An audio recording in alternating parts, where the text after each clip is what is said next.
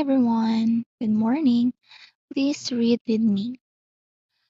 Psalms chapter 2 verses 1 to 12. Verse 1, bakit ang mga bansa ay nanggugulo at ang mga bayan ay nag-aakala ng walang kabuluhang bagay? Verse 2, ang mga hari sa lupa ay nagsisihanda at ang mga pinuno ay nagsasanggunian laban sa Panginoon at laban sa kanyang pinahiranang langis na sinasabi.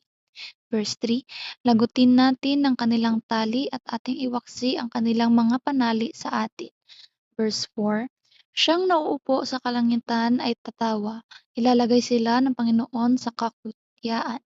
Verse 5, kung magkagayoy magsasalita siya sa kanila sa kanyang puot at babagabagin sila sa kanyang malabis na sama ng loob.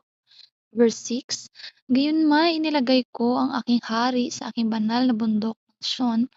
Verse 7, aking sasaysayin ang tungkol sa pasya. Sinabi ng Panginoon sa akin, ikaw ay aking anak, sa araw na ito ay ipinanganak kita. Verse 8, humingi ka sa akin at bibigay ko sa iyo ang mga bansa na iyong pinakamana at ang mga pinakadulong bahagi ng lupa ay iyong pinakaari. Verse 9, sila'y iyong babaliin ng isang pamalong bakal, iyong dudurugin sila na parang isang sisidlan ng magpapaliw. Verse 10, ngayon nga'y magpakapantas kayo o kayong mga hari, mangtutok kayo, kayong mga hukom sa lupa.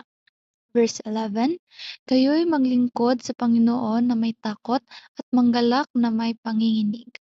In verse 12, last verse, agkan ninyo ang anak, baka magalit siya, at kayo'y magpapahamak sa daan, sapagkat ang kanyang puot ay madaling mag-alam. Mapapalad ang nanganganlong sa kanya.